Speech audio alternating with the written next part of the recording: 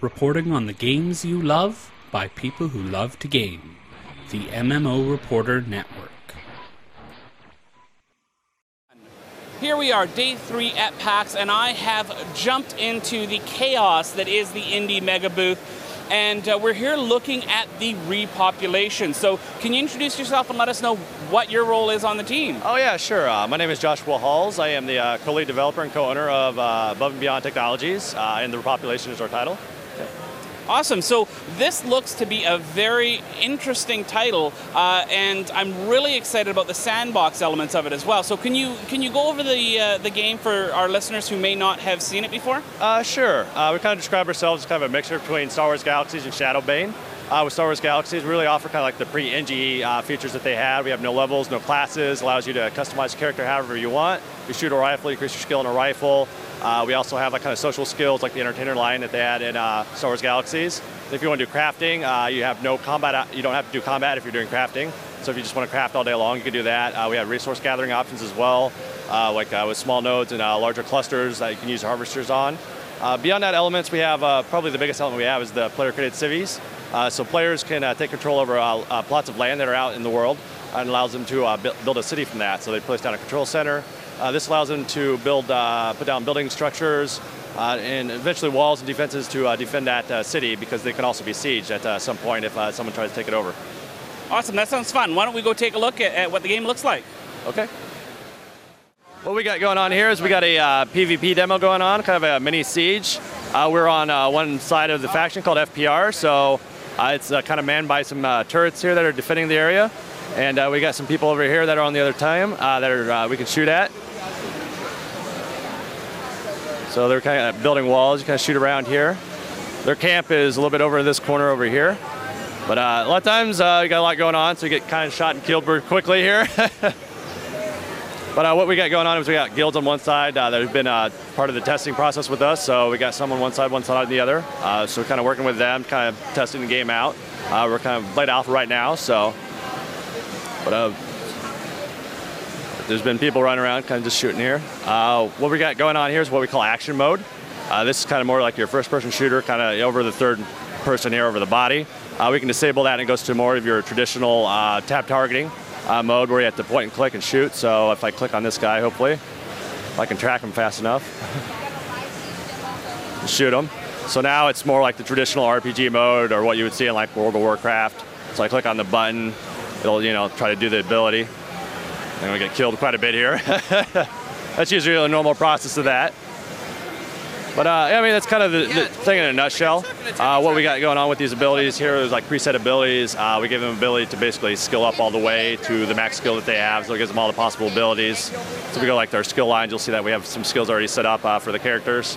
Then we can pop and open the ability window, some more abilities as well. Some are grayed out, some are yellowed out because you don't have enough momentum. Momentum's kind of like similar like energy in WoW, I would say. As you shoot and kill things or heal things, your momentum builds up.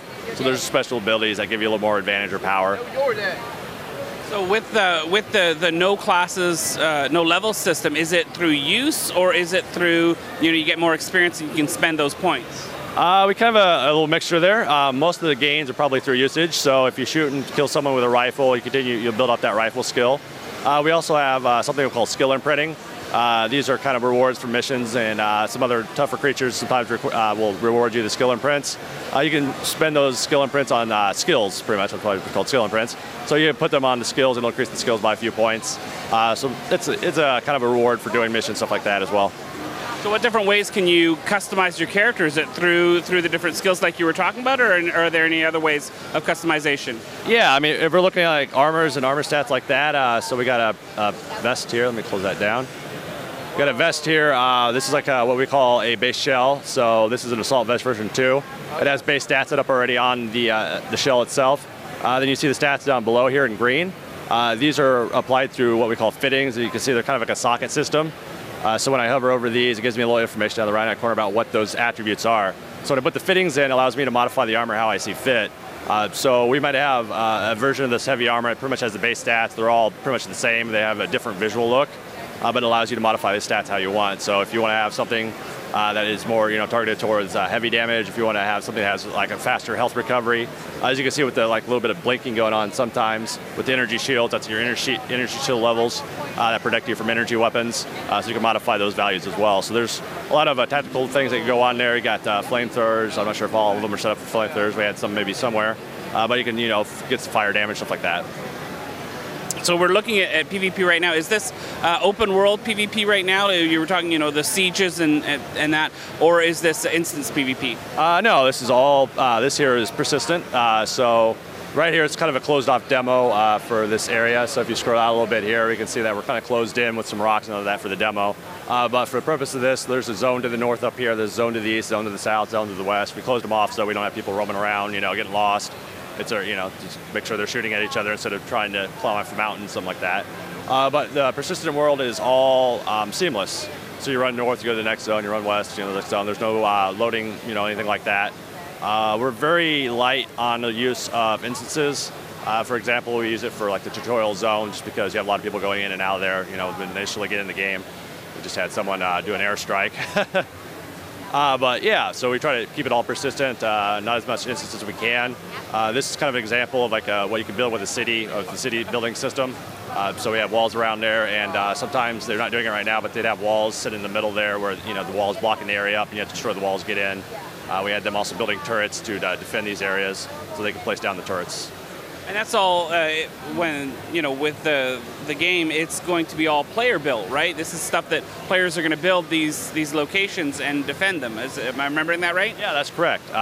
We'll probably have a mixture of like some stuff that's like pre-set up already, using what we call the engagement system. It's like a public mission system where you can take back the force style things. It's just for something alternative for people to play.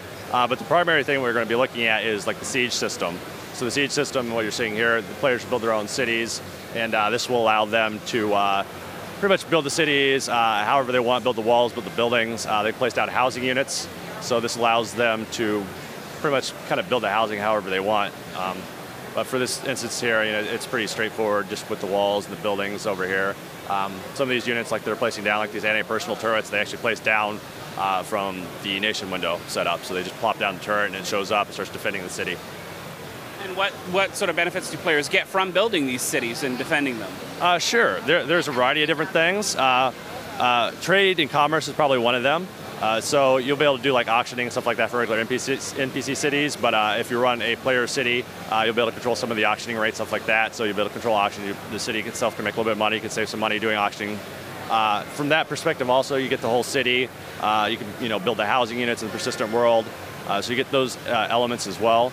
The big thing also is going to be controlling resources in the game. So as part of that, you'll be able to control resources and extract resources a little bit from the cities, but there'll be resource nodes, like large cluster nodes out in the game, which will be a major PvP element as well with the cities, because people, instead of like sieging cities left and right, will go out and hopefully try to protect these, get these all of these resources, because they'll need them. With the sieging system, we like to mention that we don't do like, someone shows up at 4 a.m. and sieges your city and takes it, and you have that yo-yo effect going back and forth. We do a 3-day system where you start the siege. You have to basically lay down what is a siege camp, which we can see over here, which is the siege camp right here. Once you plop down the siege camp, it starts the siege process. Then basically you have to defend it for 2 hours. Then the kind of process really starts, the negotiation phase. Eventually it goes down to what we call the war phase, which is what you kind of see in here, everyone pretty much trying to take over the city. Well, it was really interesting to see the game. Really liking the siege aspect of it and the PvP aspect. Now, are there going to be any PvE avenues for players who don't want to only PvP? Yeah, I mean, that's a very good question. We do offer 2/3 of the world technically is PvE. So we have 1/3 of the world that is for the O1, which is one of our factions, and 1/3 for FPR, which is the other faction. So when you start the game, you choose one of these two factions. Later on, there's a third faction called Rogue, which has to do with nations and alliances, allows you to align yourself however you want. But in the PvE side of it, all that land is pretty much, it's safe. There's no PvP. You can flag yourself for PvP if you want to engage in PvP, but that area, someone just can't show up and shoot you. So this allows you to pretty much play the game in safety if you're more into the PvE style. We kind of more focus on the small group, the larger style clan, stuff like that. So we do have some single player content, but we try to encourage players to kind of work together. We have a very kind of social community, a lot of interdependency, and like things like crafting, stuff like that. So I guess to flip real quick to the PvP side as well, we're going to be offering what we call a hardcore server, which is going to be more of your full-on PvP-centric game. So there'll be PvP everywhere. We're still in the process of deciding if we're going to do full loot or inventory loot on that, though. Awesome. That sounds very exciting. I do have a question about the social aspect of it that you were mentioning before. Are you looking for the player cities to be based around guilds doing that, or something larger than guilds, or no guilds needed at all? They'll probably be based around guilds, just because you need an organizational structure large enough to do that. Plus, you'll have to have probably the resources to build the city initially. So it's not going to be something. All the cities we have are going to be in persistent game world. So we have a large seamless world. Everything is persistent. It's not instanced. So the reality of the situation is there are only so many city plots. I guess as part of what siege system comes in place, we do restrict so many cities per nation, so you can't have a large conglomerate of 100 cities. We also allow them to do like kind of sub-alliances, but those are also restricted at a certain level too. So that kind of restricts how many player cities we have. With like things like housing, we have housing inside the player cities. We have housing over in the PvE safe areas. We also have instance housing if people just want that, because we have unlimited instance housing. So that's something that'll be available if they want to use it. Awesome. Now, I know that's still late alpha, so it's still very early in development, but do you have a direction as far as your business model goes of what you're planning? Sure. Our business model currently is what we're looking at is going to be free to play. We're going to offer what kind of like a quasi-box model. We do call it like the 20-40-60 system that unlocks additional options like additional inventory slots and additional bank slots. So you'll still be able to play the game for free, but if you want those additional kind of options, you'll be able to get them. What we're going to do after that is probably cosmetic options. So if you want different armor shells, different weapons, stuff like that, we'll have those some available in game, some that you can buy. Things like EXP potions we'll do with our skill gains. Those will be available. But yeah, on that point, we kind of want to cut it right there because we don't want to go into the pay-to-win kind of area. You can't buy something and then sell it in game from the shop, because if you do that, you might as well just sell whatever your credits or whatever your monetary system is on the shop. So we stop it there. That way, players have to earn whatever they want in the game. And what's your timeline for going into more betas and into launch? Right now we're in closed alpha. I think stage 2 or going to about round 2, round 3. We'll go into closed beta. We're probably hopefully looking about end of year, Q1 next year release. Hopefully we're looking at about same time this year. We mostly work on milestones. We get feedback from our testers. We're going to make sure that the game is up to snuff that we're before we move on to the next level of development. Awesome. Well, thanks so much for talking about the Repopulation. It looks like it's really going to pull in those shooter and the sandbox fans. Okay. I appreciate taking your time with me, Chris. Awesome. Thank you.